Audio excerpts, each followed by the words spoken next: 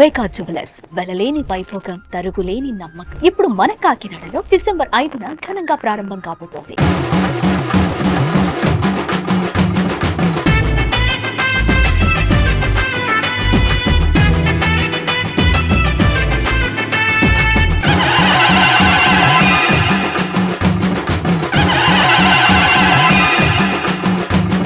శరణమయ్యప్ప స్వామి శరణమయ్యప్ప శరణమయ్యప్ప స్వామి శరణమయ్యప్ప శరణమయ్యప్ప స్వామి శరణమయ్యప్ప శరణమయ్యప్ప స్వామి శరణమయ్యప్ప మోహిని తనయుడా మోహన స్వరూపుడా. సుమన్ టీవీ ప్రేక్షకులకి నమస్తే. మరి ఇప్పుడు సీజన్ అంతా కూడా అయ్యప్ప స్వాములకు నడుస్తున్నది, మీ అందరికీ తెలుసు కదా. ఎంతోమంది భక్తులు అయ్యప్ప స్వామికి చాలా నిష్టగా దీక్ష చేసుకుంటా మాలలు వేసుకొని ఎన్నో పూజలు ఆచరిస్తున్నారు. ఎంతో పవిత్రమైన భూమిని తయారు చేస్తున్నారు ఈ భూమి మీద నడిచి కదా. అలాంటి సమయం ఇది. అలాంటి సమయంలో మన స్వామి గురించి మనము తెలుసుకుంటూ, ఆ స్వామికి చేసే పూజా విధానాల గురించి తెలుసుకుంటూ, అయ్యప్ప స్వాములు మాలేసుకుంటే చేయాల్సినవి ఏంటి, ఇవన్నీ విషయాలు తెలుసుకుంటూ ఇంకొక గొప్ప వ్యక్తి గురించి తెలుసుకోనికి మనం వచ్చినాం. ఈయన చాలా గొప్ప స్వామి, చాలా పేరుగల వ్యక్తి, ఎన్నో సంవత్సరాలుగా ఆ అయ్యప్ప స్వామికి సేవ చేసిన వ్యక్తి. ఎంతో అదృష్టం ఉండాలి నేను గెలవాలంటే. సో అలాంటి వ్యక్తే ఈరోజు మన ముందున్నారు. ఆయన స్వయాన బ్రహ్మశ్రీ మురళి నంబూత్రి స్వామి. మరి ఆ స్వామిని కలిసి ఆ స్వామితో మాట్లాడి చాలా విషయాలు తెలుసుకోవడానికి నేను వచ్చేసిన. మీరు చూస్తూ ఉండండి. స్వామి నమస్తే. బాగున్నారా స్వామి? చాలా సంతోషం ఈరోజు మీరు మాకు సమయం ఇచ్చి ఈ విధంగా కలవడం అనేది మా అదృష్టంగా భావిస్తున్నాం. ఎందుకంటే ఈ స్వామి ఏదైతే ఇప్పుడు ప్రస్తుతం నేనున్న గుడి ఉందో, సోమాజిగూడలో అయ్యప్ప స్వామి గుడి ఇది. అంటే డెడికేటెడ్గా అయ్యప్ప స్వామికి మన దగ్గర హైదరాబాద్లో కొంచెం తక్కువ గుళ్ళు ఉన్నాయి. ఆ తక్కువ గుళ్ళల్లో ఇది చాలా ఫేమస్ టెంపుల్. ఇక్కడ ఎంతో మంది ప్రతి సంవత్సరం వచ్చి కొన్ని వేలాది మంది మాలలు వేసుకోవడం జరుగుతుంది. అది ఆ స్వామి చేతుల మీద. సో ఇక్కడ ఈ గుళ్ళ ఆ అయ్యప్ప స్వామికి దాదాపు ఒక 30 సంవత్సరాలు అయిందా స్వామి? 32 సంవత్సరాలుగా ఈ స్వామి ఇక్కడ అయ్యప్ప స్వామికి సేవించడమే కాకుండా శబరిమలలో సంవత్సరం పాటు ఆయన అక్కడ పంతులుగా ఆయన పూజ విధానం సేవలు అన్నీ కూడా నిర్వర్తించడం జరిగింది. మరి ఆ ఎక్స్పీరియన్స్ ఏంది, అసలు అక్కడ ఆ స్వామికి శబరిమలలో ఉండి సేవ చేసుకోవాలంటే అంతటి భాగ్యం ఈ స్వామికి ఎట్లా దక్కింది, వేరే వాళ్ళు ఒకవేళ ప్రయత్నిస్తే ఏ విధంగా ప్రయత్నించాలి, ఈ విషయాన్ని కూడా మనం తెలుసుకుందాం. మరి స్వామి, మీ జర్నీ ముందుగా స్వామిని నమ్ముకొని ఎప్పుడు మొదలుపెట్టారు, ఏ వయసులో మొదలుపెట్టారు? స్వామి శరణం. మాళిగపర్వతమ్మ దేవిలోక మాతావే శరణం. స్వామి శరణం. ముందుగా తెలుగు రాష్ట్ర అయ్యప్ప భక్తులందరికీ, సుమన్ టీవీ ప్రేక్షకులందరికీ నమస్కారం, ప్రణామం. నేను చిన్న వయసులో కేరళలో గురువాయూర్ దగ్గరే ఒక చిన్న పల్లెటూరులో ఒక సంప్రదాయమైన ఒక ఫ్యామిలీలో పుట్టి పెరిగాను అనమాట. చిన్న వయసులో అక్కడ నా ఉపనయనం, తర్వాత పూజా విధానం నేర్చుకోవడం, వేద పారాయణం నేర్చుకోవడం అవన్నీ జరిగింది. ఇది తర్వాత మా ఎడ్యుకేషన్ అయిపోయింది. 10th అయిపోయి ఇంటర్ అవుతూ ఉంటే ఇక్కడ హైదరాబాద్లో పంజగుట్ట ఏరియా అంటే సోమాజిగూడ ఏరియాలో ఒక విగ్రహ ప్రతిష్ట అవుతుందని, తప్పకుండా అక్కడికి రావాలి, మీరు ఒక్కసారి వచ్చిపోండి. చిన్నప్పుడు ఏంటంటే ఇలా బయటికి రావడం అనేది, అప్పుడు మనం ఆ ఊరు తిరగడం అంతే ఉంటుంది కదా, బయటికి రావడం చాలా తక్కువ. అలా ఉంటే సందర్భం లేదు, ఒక ఆపర్చునిటీ కదా, ఒక్కసారి పోయి చూద్దాం హైదరాబాద్ ఏంటి, అక్కడ ఏమవుతుంది అని ఒకసారి చూద్దామని. అలాగా ఆ విగ్రహంతో ఆ టైంలో ఇలా తండ్రి గారు, అక్కడ శబరిమల మెయిన్ తండ్రి గారితో ఇక్కడ రావడం జరిగింది. అక్కడ నుంచి ఇక్కడ ఈ గుడిలో విగ్రహ ప్రతిష్ట, తర్వాత తండ్రి గారి దగ్గర నుంచి ఒక మేల్శాంతిగా మెయిన్ ప్రీస్ట్గా తాళం తీసుకోవడం, అక్కడ నుంచి నా జర్నీ స్టార్ట్ అయిందంటే ఇక్కడ పూజా విధానం స్టార్ట్ చేయడం. అక్కడ నుంచి మొదలైంది పూజలు పురస్కారాలు ఇక్కడ రోజు చేయడం. దాదాపు 30 సంవత్సరాలు చేసింది. తండ్రి గారి నుంచి పూజా విధానం ఇవన్నీ నేర్చుకోవడం జరిగింది. ఇక్కడ 32 సంవత్సరాలుగా సేవ చేయడం జరిగింది. మరి స్వామికి అక్కడ శబరిమలలో ఒక సంవత్సరమే ఇస్తారు. అక్కడ ఏంటంటే మేల్శాంతి అనేది ఒక పోస్ట్ ఉంటుంది. మేల్శాంతి అది ఏంటంటే కేరళ సంప్రదాయంగా కేరళ నంబూదిరి బ్రాహ్మణులు వాళ్ళకు ఈ తాంత్రిక పూజ నేర్చుకున్న వాళ్ళు మినిమం ఒక 10 సంవత్సరం నుంచి 15 సంవత్సరం మేజర్ టెంపుల్లో పూజ చేసే ఎక్స్పీరియన్స్ ఉండే వాళ్ళకి ఈ ఛాన్స్ దొరుకుతుంది అనమాట. అంటే అక్కడ తాంత్రిక పద్ధతిలో పూజ జరుగుతుంది. అది ఆ తాంత్రిక పద్ధతి కేరళ సంప్రదాయంలో పూజ అవుతుంది అక్కడ. వేరెవరకు ఛాన్స్ రాదు. సో అక్కడ మీరు ఒక సంవత్సరం ఉండడం అంటే ఈ మేల్శాంతి సెలక్షన్ అయిపోతే సంవత్సరం అక్కడే ఉండి పూజ చేయాలి. అది ధర్మం అక్కడ. అంటే అప్పుడు మీకు కలిగిన ఎక్స్పీరియన్స్ ఏంటి, మీరు ఏం చెప్తారు? అక్కడ ఎక్స్పీరియన్స్ అదొక అద్భుతమైన ఎక్స్పీరియన్స్. అంటే అది పవిత్రమైన భూమి, అంత పెద్ద అడవే కదా. ఆ అడవి లోపల ఎంత సముద్రం నుంచి దాదాపు 2000 ఫీట్ పైన ఉంటుంది కదా ఆ ఏరియా అంతా. అక్కడ ఉండి స్వామివారి దగ్గర ఉండి ఈ 365 రోజులు ఒక సంవత్సరం మొత్తం దీక్షతోటి పూజ చేయడం అదొక అద్భుతం. అది మళ్ళీ తిరిగి ఇంటికి పోయింది లేదు, ఎక్కడికి పోకూడదు, ఏం చేయకూడదు. స్వామి దగ్గర ఉండి గుడి మూసినా తెరిచినా అక్కడే ఉండి పూజ చేస్తూ ఉంటే. అంటే మూసే టైంలో గుడి తెరవరు, బయటే మనం మా పారాయణాలు పూజలు మనకి ఏమేమి ఉండో మనలో అదన్నీ చేస్తూ ఉండొచ్చు తప్పకుండా. చాలా మంది భక్తులు చెప్తా ఉంటారు శబరిమల ఆ శబరి కొండ పైన చిరుతపులి రూపంలో పులి రూపంలో ఆ స్వామి తిరుగుతూ ఉంటాడు, ఆ కొండని కాస్తూ ఉంటాడు అని చెప్పేసి చాలా మంది అంటూ ఉంటారు. మీరేమంటారు దీని గురించి? తప్పకుండా పులిలు ఉంటే ఊరే అది. నేను కూడా పులినే చాలా ఒకసారి చూసి అదృష్టం ఇచ్చారు. అంటే చాలా ఒక ఏరియాది పులిలు, ఏనుగు, తర్వాత ఈ జొన్నపోతులు ఇవన్నీ తిరుగుతూ ఉంటుంది అక్కడ. అడవి కాబట్టి పాంబులు, చాలా పాంబులు ఉంటుంది అక్కడ. మొత్తం అడవి అదే ఉంటుంది.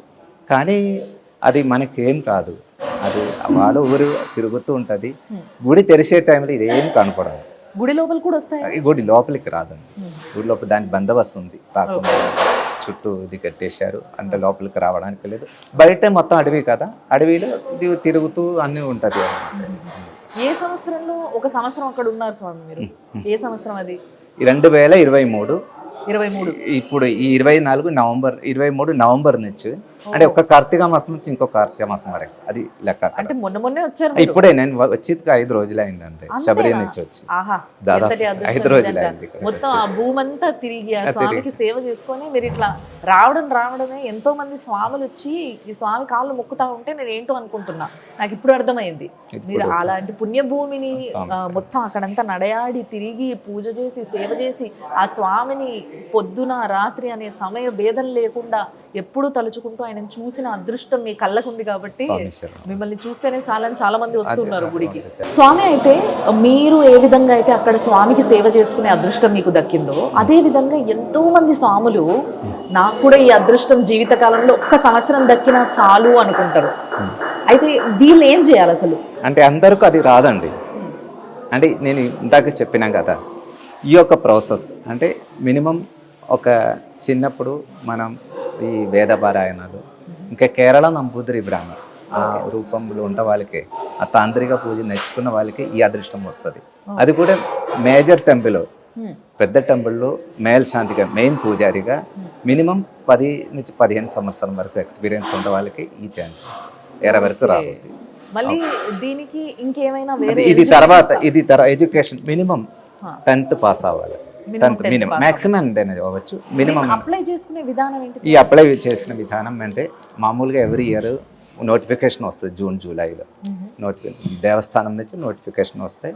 మనం అది తీసుకొని దానిలో అది మన సర్టిఫికేట్స్ అన్ని పెట్టి తర్వాత హెల్త్ డిపార్ట్మెంట్ నుంచి, పోలీస్ డిపార్ట్మెంట్ నుంచి, అంటే హెల్త్ బాగుంది, మనకి బాగుంది, ఈ వాతావరణం బాగుంది, ఇక్కడ మంచిగా పూజారిగా బాగు చేస్తుందని అన్ని సర్టిఫికెట్లు టెంపుల్ నుంచి మన మెయిన్ తంత్రి గారు, ఈ టెంపుల్కి ఇన్ఛార్జ్ అది శబరిమల తంత్రి గారి దగ్గర నుంచి ఈ సర్టిఫికెట్లన్నీ తీసుకొని మనం పోస్ట్లో చేస్తాము. పోస్ట్ నుంచి వాళ్ళ విజిలెన్స్ వాళ్ళ ఎంక్వైరీకి వస్తారు. అట్లా ప్రతి సంవత్సరం ఎంతమంది అప్లై చేసుకుంటారు? దాదాపు 150-200 మంది.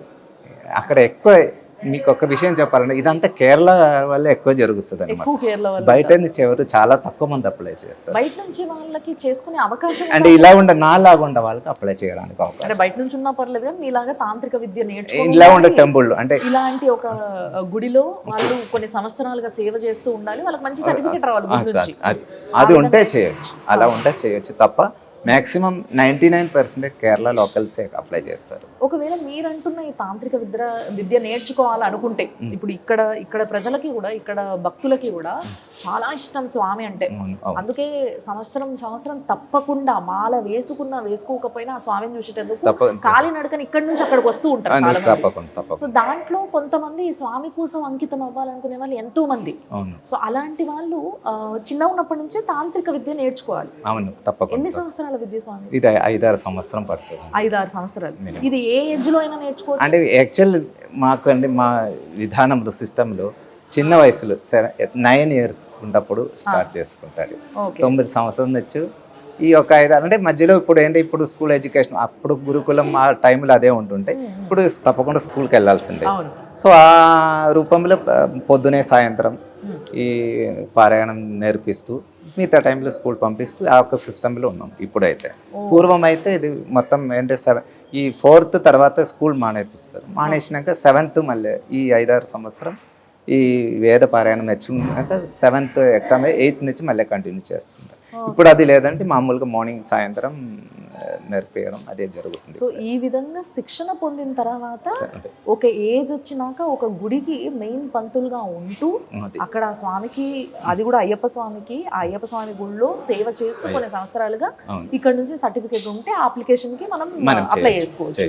సో ఈ విధంగా అప్లై చేసుకున్న వాళ్ళు ఎవరైనా కానీ తప్పకుండా ఈ తాంత్రిక విద్య నేర్చుకుని ఉండాలి. ఈ విద్య యొక్క విశిష్టత ఏంటి గురుగారు? అంటే ఇప్పుడు మామూలుగా అన్ని గుళ్ళల్లో పంతులు వేద పాఠశాలకు వెళ్తారు, వేదాలు నేర్చుకుంటారు. ఏదో ఒక్కటి కంఠస్థంగా వచ్చినా చాలు అని కొంతమంది నేర్చుకునే వాళ్ళు ఉంటారు, కొంతమంది 4 నేర్చుకుంటారు, వేద పండితులు అవుతారు వాళ్ళు.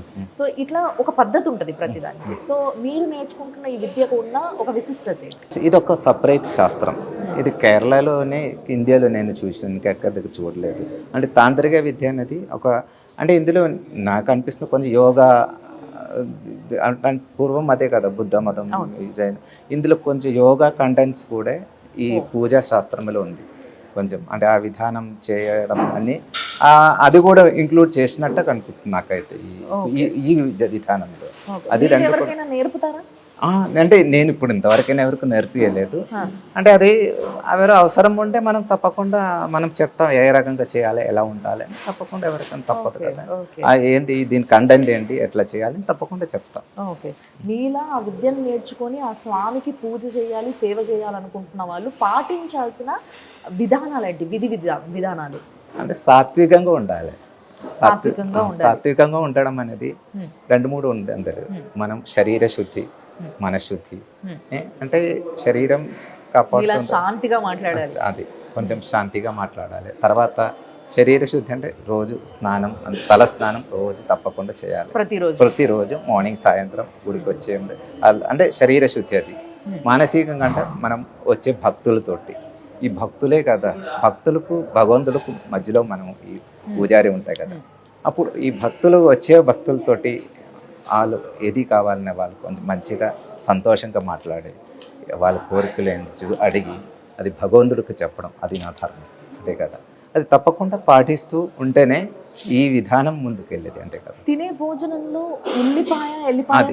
అది తప్పకుండా తినకూడదు. ఏంటంటే సాత్విక భోజనం. అందుకే నేను అన్నా ఏంటి సాత్విక భోజనం అంటే ఉప్పు తక్కువ, కారం తక్కువ, ఇలా ఈ మసాలాలు అసలే లేదు. అలా ఉంటప్పుడు ఏంటంటే శరీరంలో ఒక రకమైన ఒక ఎనర్జీ ఉంటుంది. ఇప్పుడు ఎన్ని సంవత్సరాల నుంచి తినలేదు అసలు? అది దాదాపు అప్పటి నుంచి అంతే అండి, చిన్న ఉన్నప్పటి నుంచి. అంటే మనకు ఆల్రెడీ అలవాటు అయిపోయినాం కదా, ఇంకా ఆటోమేటిక్ అదే నడుస్తుంది. పెళ్లి చేసుకోవచ్చా? అదేండి చేసుకో, అంటే వంశపారంపర్యం కావాలి. అంటే కేరళలో ఓన్లీ 1%. ఇదే పూజ చేయాలని మళ్ళీ ఇంకొక జనరేషన్ కావాలి కదా, అది వేరే. అందుకోసం తప్పకుండా పెళ్లి చేస్తుండే ఏం కాదు, చేసుకోవచ్చు. అయితే అక్కడ మెయిన్ గుళ్ళో శబరిమలలో ఆ స్వామికి వంశపారపరంగా వస్తున్న పూజారులు వేరుంటారు, మీరు ఈ విధంగా సెలెక్ట్ అయ్యి వెళ్ళి ఒక సంవత్సరం పాటు పూజ చేయగలిగే అదృష్టం దక్కిన వాళ్ళు వేరే ఉంటారు. సపరేట్ అందరూ కలిసే చేస్తారు అక్కడ. ఎంతటి అదృష్టం నిజంగా. కాబట్టి ఈ ఇన్ఫర్మేషన్ చాలా మందికి తెలియదు. ఒకవేళ ఎవరికన్నా ఈ ఇన్ఫర్మేషన్ తెలుసుకోవాలి, కొంత నాకు ఇష్టం ఉంది ఇది ఏదైనా నేర్చుకోవాలి అనుకుంటే ఆ స్వామిని కలిసి ఇంకొన్ని డీటెయిల్స్ కూడా తెలుసుకోవచ్చు మీరు. దాంట్లో ఎటువంటి ఆలోచన లేకుండా చాలా స్పష్టంగా చెప్పారు స్వామివారు కూడా. సో స్వామి మామూలుగా ఇప్పుడు చాలా మంది ఇరుముడి కట్టడానికి ఇక్కడ కట్టించుకోవడానికి వస్తూ ఉంటారు. సో వీళ్ళకి ఆ విధానం ఏంటి, ఆ ఇరుముడిలో ఏమేమి పెడతారు, ఏమేమి సామాగ్రి ఉంటాయి, ఆ కట్టే విధానం ఏంటి, ఆ విధంగా కట్టడానికి దానికి ఒక విశిష్టత ఉంటుంది, అది ఏంటి? శబరి యాత్రలు ముఖ్యమైనది ఇరుముడి అనేది. ఇరుముడి ఎత్తుకొని వెళ్తేనే శబరి యాత్ర పూర్ణమయ్యేది. సో శబరి యాత్రలు ఇరుముడి కట్టడం 41 దినం దీక్ష తీసుకున్న తర్వాతనే ఇరుముడి కట్టాలి. ఓహో, ముందు దీక్ష తీసుకున్నప్పుడు కాదు, 41 దినం మనం అంటే ఒక మండల మాసం అంటే ఈ ముందు మీకు ఇంకొక విషయం చెప్పండి. ఆయుర్వేదం ట్రీట్మెంట్లో ఒక మండలం ఏది మెడిసిన్ ఏదైనా మందులు ఇస్తే 41 దినం మీరు వాడుకోండి అని అంటారు. అవును, అంటే ఆ 41 దినాలకు చాలా శ్రేష్టం చాలా ఎక్కువ ఉంది. ఈ 41 దినం మండలి ఈ కార్తీక మాసంలో మొదటి రోజు నుంచి 41 దినం దీక్ష చేసుకొని అక్కడ నుంచి ఆ 41 రోజు మనం వచ్చి ఏదో గుడికో లేకుంటే ఎక్కడో పవిత్రమైన ప్లేస్కి వెళ్ళి అక్కడ నుంచి ఇరుముడి కట్టుకొని స్వామివారు 18 మెట్లకి స్వామి దర్శనం చేస్తే తత్వమసి నీలోనే నేను ఉన్నాను ఆ ఒక సిద్ధాంతం అక్కడ. అంటే 41 దినాలు ఈ దీక్ష చేయగలిగిన వాళ్ళు మాత్రమే ఆ మెట్లెక్కి అది యాక్చువల్ అది పద్ధతి శాస్త్రం. అది అంటే కొంతమంది 11 రోజులు అదే యాక్చువల్ తప్పు అండి. పద్ధతి అనేది శాస్త్రం అనేది ఈ 41 దినం దీక్ష తీసుకొని పవిత్రమైన మెట్లు ఎక్కేటప్పుడు ఇలాగానే ఉండాలి. తర్వాత ఇరుముడి అన్న వరకు ఇరుముడిలో ముందు నెయ్యి కొబ్బరికాయ మనసాల నెయ్యి, మన నెయ్యి స్వామివారికి అభిషేకం చేసే నెయ్యి మనం టెంకాయలో పెట్టి ఇక్కడ నుంచి తీసుకెళ్తున్నమాట. ముందు కొంచెం బియ్యం ఉండదు. తర్వాత పూజా సామాగ్రిలు కొంచెం మనకు తమలపాకు, ఒక్క, కొంచెం అటుకులు, బెల్లం అవన్నీ పూజ గురించి అక్కడ అంటే అడవి కదా, అక్కడ అదే వాడతారు మామూలుగా. అంటే ఇంకొక ఇలా ఉండదు అసలు. వెనక పక్క మనకు కొంచెం బియ్యం కావాలంటే 1-2 టెంకాయలు మనం పెట్టచ్చు, అది తప్పులేదు. అంటే ఇరుమిడి కట్టడం ఆ మాల వేసుకున్న స్వామి మాత్రమే చేయాలి, ఇంకెవరు చేయకూడదు. అంటే వాళ్ళకు ఒక గురుస్వామి లాగా ఎవరైనా ఉంటుంది కట్టేవాళ్ళు. అంటే యాక్చువల్ వాళ్ళే ఓన్ కట్టినట్టే, కానీ ఒక గురుస్వామి పక్కకుండి నేర్పిస్తారు, ఇది ఇట్లా చేయండి, అది ఇట్లా చేయండి. ఒక అంటే సీనియర్ పర్సన్ ఆ స్వామి వాళ్ళకు అంటే ఇందుకు ముందు చాలా ఎక్స్పీరియన్స్ ఉండే వాళ్ళకు వచ్చి ఇలా ఈ రకంగా మీరు ఉడిబడి కట్టండి అని చెప్తాం. ఇంకొకటి చెప్పాలంటే చాలా పవిత్రమైన శబరి కొండ. ఆ కొండలు మీరు అందరూ దయచేసి ప్లాస్టిక్ వస్తువులు ఎక్కువ తీసుకెళ్లకుంటే అక్కడ వన్యజీవులకు చాలా ఈ రోజులు చిన్న రిక్వెస్ట్ మాది. ఎందుకంటే అక్కడ నేను చూసినది ఈ ప్లాస్టిక్ తోటి చాలా ఇబ్బంది అవుతుంది అక్కడ. అంటే వన్యజీవులు వాళ్ళు ఇవి తింటే వాళ్ళకు అరగక చాలా ఇబ్బంది అవుతుంది. అందుకోసం మ్యాక్సిమం ఆ అడవి కాపాడుతూ ఉండాలి మనం. దానికోసం ప్లాస్టిక్ వస్తువు మ్యాక్సిమం తీసుకెళ్లకుండా అవాయిడ్ చేస్తే చాలా మంచిది. తర్వాత ఏంటంటే ఏది అవసరం ఉందో ఆ వస్తువులే తీసుకెళ్ళాలి ఇరుముడిలో. ఈ మధ్యలో ఏంటంటే ఈ పన్నీరు అవన్నీ కరెక్ట్ లేదు, కలుషితమైనది వస్తుంది. అలా ఉండే వస్తువులు తీసుకెళ్లకుండా ఉండని నేను చెప్తాను. ఇప్పుడు ఒక్కసారి ఆ ఇరుముడి కట్టిన తర్వాత దాన్ని తలపైన పెట్టుకుంటే దించొద్దు అని స్వాములు ఇక్కడ నుంచి బయలుదేరుతూ ఉంటారు శబరిమలకి. సో అది ఆ పద్ధతి ఏంటి అసలు? దించొద్దా? దించకుండా అంత దూరం వెళ్ళలేం. తప్పకుండా ఎక్కడ ట్రైన్లో కానీ ఫ్లైట్లో వెళ్ళేటప్పుడు దించాల్సి ఉంటాయి. అది అట్లేం లేదు. అక్కడ స్టార్ట్ అయిన అంటే పంబా నుంచి స్టార్ట్ అయినాక మనం నెట్టి మీద పెట్టుకొని 18 మెట్లు ఎక్కే వరకు అది దించకుండా ఉంటే మంచిది. కొందరు పిల్లలు చిన్నారులు తప్పొద్దు, వాళ్ళది ఏం కాదులేండి. చిన్న పిల్లలకు అట్లా ఏం లేదు, వాళ్ళు ఎట్లనే వెళ్ళొచ్చు, తప్పేం లేదు. సో అక్కడ ఇరుముడి ఇప్పిన తర్వాత అందులో ఉన్న సామాగ్రిని స్వామికి సమర్పిస్తే మన మన ఏదైతే దీక్ష సంపూర్ణం. అంటే మాల అది కూడా కాదు, అక్కడ నెయ్యి ఉంటుంది. అందులో నెయ్యి అభిషేకానికి నెయ్యి స్వామివారికి పవిత్రమైన స్వామివారికి చాలా శ్రేష్టమైన అభిషేకం నెయ్యి అభిషేకం. ఈ నెయ్యి మనం తీసుకొని ఒక గిన్నెలో పెట్టి స్వామివారికి అది అభిషేకం చేస్తే మొత్తం ఈ 41 రోజు చేసిన దీక్ష పూర్తి అయ్యేది. అందుకు అప్పుడే అదే సందర్భం. అంటే వచ్చిన భక్తులందరికీ కూడా అక్కడ స్వామికి దర్శనంతో పాటు ఈ అభిషేకం చేసే భాగ్యం కూడా తప్పకుండా దర్శనం మెయిన్ గా ఏదైతే ఆ స్వామి మూల విరాట్ ఉంటుందో దానికి చేయొచ్చు. అదే అంటే అక్కడ అర్చకులు ఉంటారు, వాళ్ళే చేస్తారు. ఈ మనం నెయ్యి తీసుకొని అక్కడ వాళ్ళకి ఇచ్చేస్తే వారు అది తీసుకొని అభిషేకం చేసి మీకు ఇచ్చేస్తారు. వాళ్ళకి ఏదైనా టికెట్ కానీ అది ఉంటుంది, దేవస్థానం ఏదో ఉంటుంది. అది మామూలుగా నడుస్తుంటది. అంటే ఆ నెయ్యి అభిషేకం చాలా ఇంపార్టెంట్. తర్వాత మనకి మిగతా బియ్యం అవన్నీ ఉంటుంది, అక్కడ నైవేద్యానికి దానికి వాడుకోవడానికి వాళ్ళకి ఇచ్చేస్తారు. కొందరు తీసుకొస్తారు, మన ఇంట్లో పెడితే అది ఇంకా చాలా మంచిదని తీసుకొస్తుంటారు. తర్వాత ఇంకా అవన్నీ మామూలుగా నడుస్తూ ఉంటుంది. ఇది తర్వాత కొందరు చీరలు జాకెట్ ముక్కలు చీరలు తీసుకెళ్ళి అమ్మవారికి పెట్టి అక్కడ మాళిగపురతమ్మ దగ్గర పెట్టి అది తీసుకొస్తుంది, మన ఇంటికి మంచిది, అది కూడా నడుస్తుంటుంది. అది మామూలుగానండి. ఓకే స్వామి, అయితే ఇప్పుడు శబరిమలలో అక్కడే ఆ లోపల ఇంకో అమ్మవారు ఉంటుంది, మాళికాపురం అమ్మవారు. ఆ అమ్మవారు అంటే చాలా మందికి అమ్మవారి పేరే తెలీదు. నాకు తెలిసి ఇక్కడ నుంచి వచ్చే కొంతమంది స్వాములకి కూడా అమ్మవారి పేరు తెలియకపోవచ్చు. ఇంకొకటి ఏంటంటే ఎవరికి తోచినట్టుగా వాళ్ళు అనుకుంటూ ఉన్నారు. ఈ మధ్య కొంతమంది మాట్లాడుతున్న మాటలు కొంచెం వినడానికి చాలా ఇబ్బందికరంగా ఉంది. అసలు నిజంగా ఆ అమ్మవారు ఎవరు, అక్కడ ప్రతిష్ఠించడానికి కారణం ఏంటి, ఆమె ఎవరు, ఏం చేస్తూ ఉంటుంది అనేది ఒక్కసారి నాకు చెప్పరా. నేను యాక్చువల్ పోయిన సంవత్సరం శబరిమల మాళికాపురం అమ్మవారు ప్రధాన అర్చకుడుగానే ఉంటుంది. సో ఆ మాళికాపురతమ్మ గురించి అన్నీ తెలుసుకొని వచ్చినాను నేను ఇక్కడికి. తప్పకుండా మీ అందరికీ చెప్తాను. ఇంకొకటి ఏంటంటే అక్కడ అమ్మవారు అనేది ఒక మాతా రూపం, అమ్మ రూపం. ఓకే. రెండు ఈ పందల రాజవంశులు అక్కడ మధుర మీనాక్షి అమ్మవారిది అంటే ప్రధాన పూజ చేస్తూ ఉంటారు వాళ్ళు. పూర్వం వచ్చి వాళ్ళకి అదేముంటుంది. వారు ఎక్కడ వెళ్ళినా అమ్మవారు విగ్రహం ప్రతిష్ఠిస్తుంది. ఎక్కడ ప్రతిష్ఠ చేస్తే అక్కడ అమ్మవారి విగ్రహం పక్కన ప్రతిష్ఠ చేసుకుంటారు.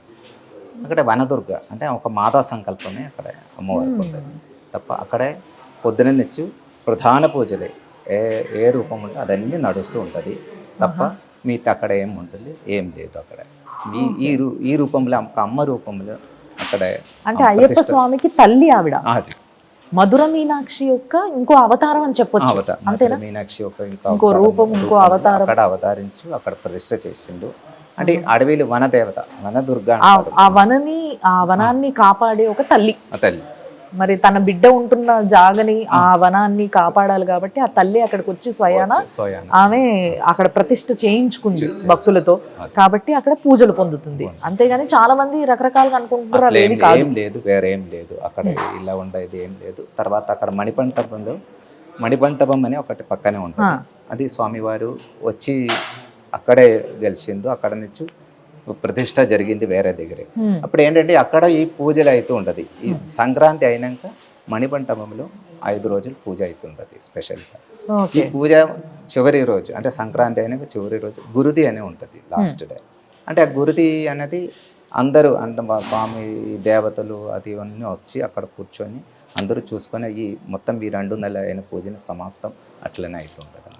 దానికోసం ఈ శరంగుత్తికి వెళ్ళి అక్కడ స్వామి ఈ చివరి రోజు అంటే 5వ రోజు బొద్దుకు ముందు 4వ రోజు అక్కడికి వెళ్ళి స్వామివారు ఇది ఉంటుంది, ప్రజలు వాళ్ళు ఉంటుంది కదా, అప్పుడు వన దేవతలు వాళ్ళందరినీ పిలుచుకొచ్చి మీరందరూ రండి, అక్కడ గురుది అవుతుంటుంది.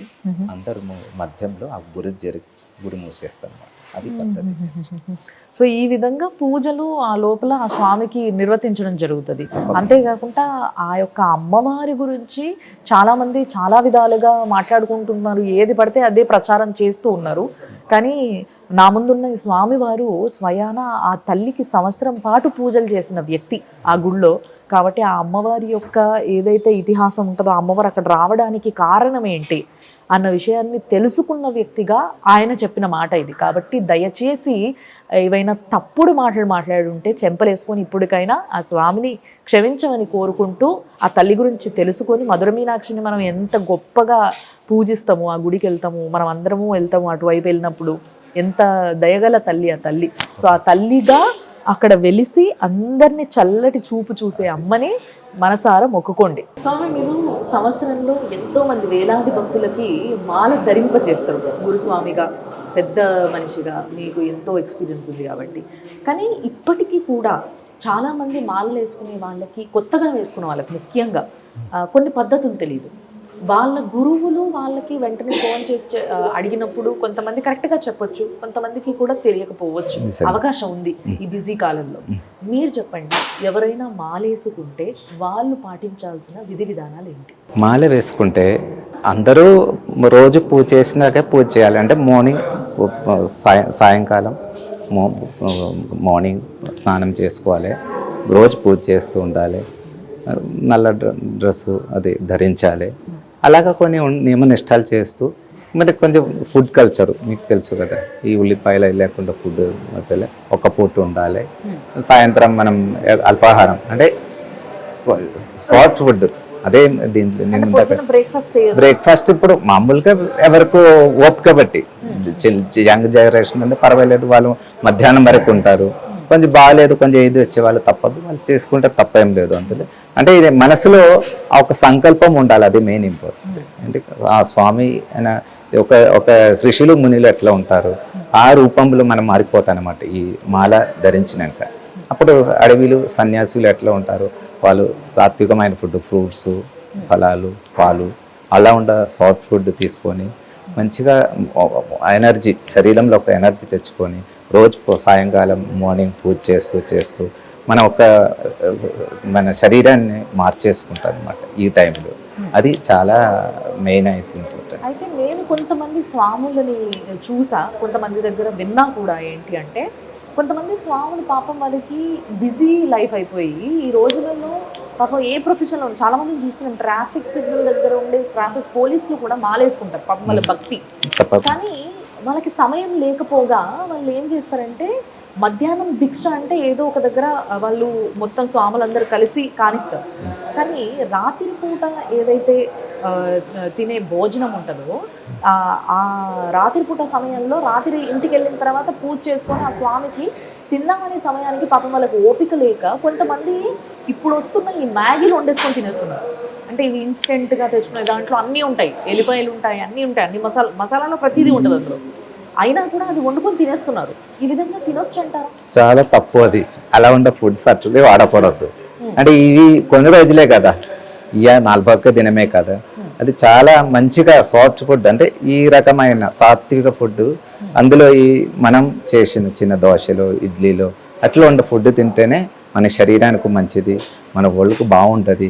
ఇట్లా ఉండే ఫుడ్ మనం ఎప్పుడో తినకూడదు, అది మామూలు రోజు కూడా వాడకూడదు. ఎందుకంటే ఇవన్నీ కలుషితమైన ఫుడ్లే కదా. మామూలుగా మంచిగా సాత్వికమైన దోశ, ఇడ్లీ, వడలు అట్లా ఉండే మన ఫుడ్ తింటే చాలా మనకు కూడా మంచిది.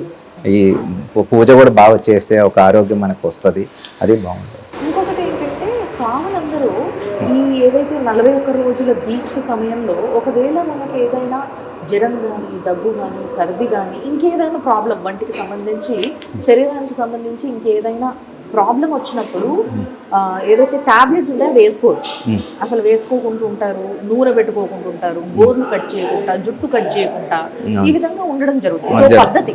మాల వేసుకున్న ఏ మాల వేసుకున్నా కూడా అందరూ పాటించే పద్ధతి. కానీ ఒకవేళ ఆ సమయంలో ఎవరికైనా ఏదైనా కొంచెం బాగా సివియర్ అయిపోయి, ఇప్పుడు కొంతమందికి థ్రోట్ ఇన్ఫెక్షన్ అయింది అనుకుందాం, ఆ థ్రోట్ ఇన్ఫెక్షన్ చాలా ఇబ్బంది పెడుతుంది, ఇంకా అది మితిమీరిపోయి డాక్టర్ దగ్గరికి వెళ్తే కూడా నువ్వు ఇంజక్షన్లు తీసుకోకపోతే ఇంకా అది కాదు, టాబ్లెట్స్తో ఇప్పట్లో పనిచేయదు. ఇలాంటి పరిస్థితుల్లో పాపం ఈ చలికాలం అయ్యేసరికి పొద్దునే చల్లనీళ్ళతో తల స్నానం చేసి కొంతమందికి పడక ఈ విధమైన ప్రాబ్లమ్స్ కొన్ని ఫేస్ చేస్తున్నారు. వీళ్ళు వేసుకోవచ్చే టాబ్లెట్స్ పర్లేదా? తప్పకుండా వేసుకోవచ్చు, అట్లేం లేదు. ఏంటంటే ఏ దానికి ఒళ్ళు సహకరించకపోతే వేయాల్సిందే. అది తప్పకుండా మన ఏంటంటే ఇది పూర్వం ఒక జనరేషన్ ముందు ఇదన్నీ ఓకే. ఇప్పుడు ఈ కలుషితం ఇక్కడ వాతావరణం అట్లా రకరకమైన చేంజ్ అవుతూ ఉంటుంది. అందులో కొన్ని తప్పదు మన ఈ రోజులు. అలా సబ్బు వాడద్దు, సబ్బు వాడకుండా ఉండలేము, ఎంత పొల్యూషనే కదా ఈ రోజు. పొల్యూషన్ టైంలో శరీర శుద్ధి అనేది పూర్వం అది అంతే. మనం ఏదో నదిలో స్నానం చేయడం, అడవిలో ఉండడం, గుడిలో ఉండడం, బయటికి వెళ్ళకుండా ఉండే. ఇప్పుడు తప్పదు, డ్యూటీ చేయాల్సిందే, బయటికి వెళ్ళాల్సిందే. అప్పుడు తప్పదు. ఇక్కడ బయటకు వెళ్తే ఆ వాతావరణం మనకు వేరే రకంగా ఉంటుంది. ఇక్కడ వచ్చినాక కొంచెం ఇవన్నీ వాడకపోతే కష్టం.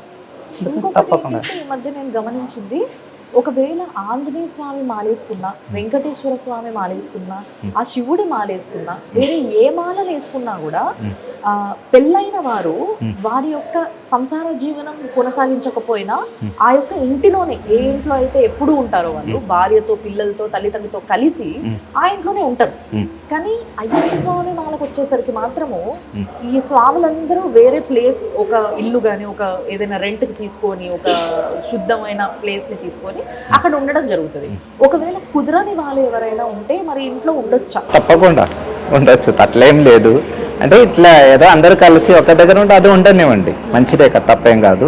తర్వాత ఏంటంటే కుదరకపోయిన వాళ్ళు ఇంట్లో పీఠం పెట్టుకొని కొంచెం జాగ్రత్త నియమనిష్టతోటి ఉండాలి, వేరేం లేదు. బ్రహ్మచర్యం పాటిస్తూ ఆ జాగ్రత్తలో వాళ్ళు ఉంటే సరిపోతుంది. చాలు, అంతే, వేరే ఏం లేదు, అంతే, వేరే అట్లేం సో లేదు. పెళ్ళైన వాళ్ళు మాలేసుకోవడానికి కొంతమంది ఇబ్బంది పడుతూ ఉంటారు కాబట్టి వాళ్ళకి ఎలాంటి ఇబ్బంది లేకుండా మనసు శుద్ధిగా ఉంటే చాలు, అది వాళ్ళు అది ఒళ్ళు ఇంపార్టెంట్. శుద్ధంగా ఉంచుకొని తప్పకుండా. వాళ్ళు బ్రహ్మచర్యం పాటిస్తే చాలు, మాత్రం తప్పకుండా ఉంటే సరిపోతుంది. సరిపోతుంది. సో ఆ స్వామికి భక్తి అనేది ఇంపార్టెంట్.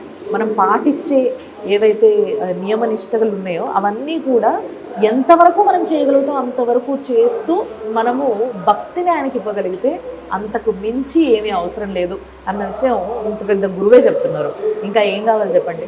ఎంతోమంది స్వాములు ఏదైతే సోమాజిగూడ అయ్యప్ప స్వామి గుడికి నేను ఇప్పుడు వచ్చినో అదే గుడికి చాలామంది వస్తూ ఉంటారు. అసలు వేలాది మంది భక్తులు పడి పూజలు చేసుకుంటూ ఉంటారు, ఇక్కడ మాలేసుకుంటూ ఉంటారు, ఇక్కడ ఆడవాళ్ళు మగవాళ్ళు అందరూ వస్తారు ఇక్కడికి. మరి ఇంతమంది వచ్చే ఈ గుడికి పెద్ద పంతులుగా స్వామి ఉన్నారు కాబట్టి ఆ స్వామి చేసే సేవలు, మీరు చేసే సేవలు, మీరు చేసే పూజలు స్వామికి ఏమేమి ఉంటాయి స్వామి? గత 30 సంవత్సరం నుంచి ఈ గుడి ఒకే రకంగా పూజ పురస్కారాలు నడుస్తుంటుంది. ఇలా చేసినందుకు నాకు అక్కడ మేల్సందిగా సెలెక్షన్ కావడం, అక్కడ ఒక సంవత్సరం పూజ చేసే అదృష్టం భగవంతుడు ఇచ్చారు మాకు. సో నేనేం చెప్తానంటే ఇక్కడ పొద్దునే ప్రభాత పూజలు, అభిషేకం, గణపతి హోమం, అమ్మవారి పూజ, భగవత్ సేవ, ఇది రోజు జరుగుతూ ఉంటుంది. ఇక్కడ మార్నింగ్ 5:30కు గుడి తెరిస్తే తర్వాత రోజు అభిషేకం, రోజు హోమం జరుగుతుంటుంది. అలాగా శబరిలో ఏం పూజ పద్ధతిగా జరుగుతుంది అదే పద్ధతి, ఏం చేంజ్ లేకుండా అదే పద్ధతిలో అదే విధానములో ఇక్కడ రోజు జరుగుతుంటుంది. గత 30 సంవత్సరం రోజు నేను హరివరాసనం పాడి స్వామిని పడుకోబెట్టినందుకు నాకు ఇచ్చిన ఒక గిఫ్ట్ లాగా భావిస్తున్నాను. నేను ఈ యొక్క అయ్యప్ప స్వామి దగ్గర ఉండడం ఈ యొక్క అదృష్టం ఇచ్చింది. ఇప్పటికే నేను గత 30 సంవత్సరాలు నేను రోజు స్వామి వరకు హరివరాసం, సాయంత్రం హరివరాసనం అని ఉంటే స్వామివారి పడుకోబెట్టిన పాటు పాడి రోజు స్వామి గుడి మూయడం జరిగింది. దానికి ఇచ్చే ఒక అవకాశమే ఉండొచ్చు అని భావిస్తూ స్వామి మామూలుగా మీరు చెప్పేంత వరకు తాంత్రిక పద్ధతిలో పూజ చేస్తారు అయ్యప్ప స్వామికి అన్న విషయం నాకు తెలియదు. అయితే దీంట్లో భాగంగానే ఈ పడి పూజ అనేది చాలా డిఫరెంట్గా ఉంటుంది, చాలా అందంగా, చాలా అద్భుతంగా ఉంటుంది. ఆ స్వామి కదిలొస్తున్నాడేమో ఆ జ్యోతుల మధ్యలో నుంచి అన్నంత ఘనంగా ఉంటుంది. అలాంటి ఒక గొప్ప పూజ అది. కానీ ఆ పూజ కేవలం అయ్యప్ప స్వామికి మాత్రమే చేయడం చూస్తాం మనం. అసలు ఈ పడి పూజ విశిష్టత ఏంటి, ఎందుకు చేస్తారా సార్? ఈ మెట్ల 18 మెట్ల స్వామివారికే కదా, అది మెయిన్. ఈ 18 మెట్ల అంటే ఒక శాస్త్రం, అందుకని ప్రపంచంలో ఎక్కడే లేదు ఇలా ఉంటే ఒక పూజా విధానం. అంటే ఈ 18 మెట్లకి స్వామివారిని చూడడం అంటే ఈ 18 మెట్లకి ఎన్నో చాలా రకరకమైన శాస్త్రం ఉంది. అది అది దాని రకంగా ఈ 18 మెట్ల పూజ చేస్తేనే ఆ స్వామి పూజ అయినట్ట. మెట్ల పూజ చేసి స్వామివారి పూజ చేస్తేనే ఆ పూజ స్వామి అయ్యప్ప స్వామి దీక్షలు ఆ పూజ అయినట్టు. అదే తర్వాత ఇంకొకటి ఏంటంటే భోజనం, అంటే స్వామి అందరికీ భోజనం పెట్టడం అదొక శాస్త్రం. అంతే, ఎందుకంటే అది ముందు నుంచే అయ్యప్ప దీక్ష తీసుకుంటప్పుడు అందరూ 10 మందికి మనకు అయినంత వరకు, ఇంట్లో ఉండే వాళ్ళకు ఉండొచ్చు, లేకుంటే ఇద్దరికి ఉండొచ్చు, ఎంతో కొంత మనం ఇద్దరికి భోజనం పెట్టి వాళ్ళే సంతోషంగా పంపిస్తే అది మన ఇంటికి మంచిది, మన ఊరికి మంచిది. అది శాస్త్రం ముందు నుంచి ఉంటుంది. ఈ 18 మెట్లు ఎక్కడము, ఆ 18 మెట్లకు పూజ చేయడం అనే గొప్ప పద్ధతి. అంటే మనం కార్తీక మాసంలో దీపానికే పూజ చేస్తాం, మన దగ్గర ఇక్కడ తెలంగాణలో పువ్వులకే పూజ చేస్తారు. సో ఈ విధంగా ఇది కూడా ఒక గొప్ప పద్ధతి, మెట్లకు పూజ చేయడం. అంటే ఆ స్వామి ఆ 18 మెట్లెక్కి వెళ్ళి ఆ లోపల అక్కడ కూర్చొని దర్శనం ఇస్తున్నాడు కాబట్టి మనమందరం కూడా ఆ మెట్లెక్కి వెళ్తూ ఉంటాం. ఎప్పుడైతే స్వాములు మాలేసుకొని వెళ్తారో ఆ స్వామి దర్శనం కోసం, ఆ మెట్ల యొక్క ఉద్దేశం ఏంటి అసలు? ఆ మెట్ల ద్వారా భక్తులకి ఏం చెప్దాం అనుకుంటున్నాం? అంటే 18 మెట్లు 18 వన దేవతలు, 18 దేవతలకు మనం పూజ చేస్తున్నట్టు అది ఆ మెట్ల పూజ అనేది అదే జరుగుతుంటది. ఆ 18 మెట్ల అంటే 18 కొండ 18 మెట్ల ఈ వనదేవ పూజ చేస్తూ స్వామివారు అక్కడ స్వామి రూపంలో అక్కడే కూర్చున్నాము. ఆ మెట్లకి ఒక్కొక్క దేవతని దండం పెట్టుకొని ముక్కి ఎక్కుకొని స్వామివారి పూజ చేస్తున్నాం. అంటే మనం చాలాసార్లు అమ్మవారికి పూజ చేసినప్పుడు ఆ చుట్టుపక్కల ఆవరణలో ఉండే అమ్మవార్లు చాలా మంది ఉంటారు. లలిత అమ్మకి పూజ చేయాలి అంటే ఆ ముందు ఆ చుట్టూ ఉన్న మిగతా అమ్మవార్లకి పూజ చేయాలి. ఆ అమ్మవార్లలో ఏ ఒక్క అమ్మవారి యొక్క అనుగ్రహం మన పైన ఉన్నా చాలు అనుకుంటారు అందరూ. అలాగనే అదే విధం అయ్యప్ప స్వామికి 18 మందికి పూజ చేసిన తర్వాత వీళ్ళ పర్మిషన్ తీసుకుంటూ ఆయన దగ్గరికి వెళ్తా ఉన్నారు పూజ చేయడానికి. ఇది పద్ధతి. ఇంకొకటి ఏంటంటే శబరిమలలో ఏదైతే ఆ జ్యోతి గురించి ప్రతి సంవత్సరం ఒక వార్తగా చూస్తామో, ఇప్పటికీ చాలా మందికి ఒక డౌటే అది. అంటే ఇప్పుడు ఈ కలికాలంలో కూడా జ్యోతి దానంతట అది ఆకాశంలో కనిపిస్తుంది, ఆకాశ జ్యోతి, లేకపోతే అది ఎవరైనా ముట్టిస్తారా, ఎవరైనా పైకి పంపిస్తారా దాన్ని అట్లా గాల్లోకి అనే ఒక డౌట్ చాలా మందిలో ఉంటుంది. భక్తులకే కాదు, చూసే వాళ్ళందరికీ కూడా, ఎంతో మందికి హిందువులకు ఉన్న డౌటే ఇది కూడా.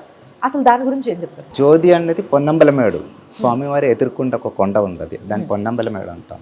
పొన్నంబలమేడులో సంక్రాంతి రోజు సాయంకాలం అయ్యప్ప స్వామి హారతి అయినాక అక్కడ వచ్చే ఒక దీపం ఒకది, ఆ దీపం అక్కడ వచ్చేటప్పుడేనే అది చూసి స్వామిలు అందరూ దండం పెడతారు, ఆ దీపాన్ని పూజిస్తూ ఉంటారు. ఒక జ్యోతి అది, మీకు దీపంనే జ్యోతి అంటాం మన కథ. అది వస్తుంది అంటే స్వామివారికి 5 కొండలే, అంటే 5 రూపంలో ఉంటారు. ఓకే. అంటే ఈ పొన్నంబలమేడు, ఇంకా అచ్చంగోవిలు, ఆర్యంగావు, కుళత్తపుర, శబరిమల, పొన్నంబలమేడు. ఈ పొన్నంబలమేడులో ఆ రోజు పూజ అవుతుంటుంది అక్కడ.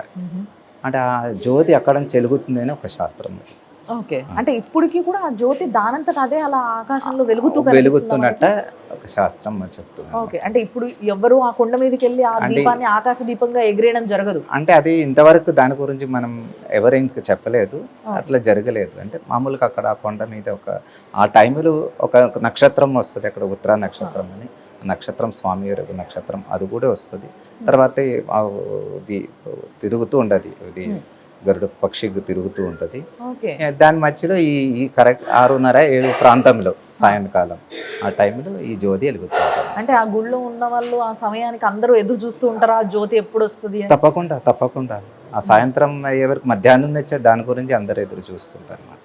అక్కడ ఈ యొక్క ఎదురు చూస్తూ ఉంటది తప్పకుండా. భక్తులకి ఇంకేం కావాలి? స్వామి మన కోసం అక్కడ కొలువై ఉండి మనందరికీ దర్శన భాగ్యాన్ని కలిగిస్తూ, మనం మొక్కుని ప్రతి కోరికని తీర్చడానికి, మన భక్తిలో ధర్మం ఉంటే, న్యాయం ఉంటే మన వెంట ఉంటాడని చెప్పడానికి అసలు ఎటువంటి ఆశ్చర్యం లేదు, ఎటువంటి ఆలోచన లేదు అని చెప్పాలి. నిజంగా చాలా థ్యాంక్స్ గురుగారు. అందరికీ మరి ఒకసారి సుమన్ టీవీ వాళ్ళందరికీ, తర్వాత మన తెలుగు రాష్ట్రంలో అయ్యప్ప స్వాములకు నా గర్వం ఏంటంటే, నేను తెలుగు రాష్ట్రం నుంచి తెలుగు మాట్లాడుతున్న మొదటి వ్యక్తి.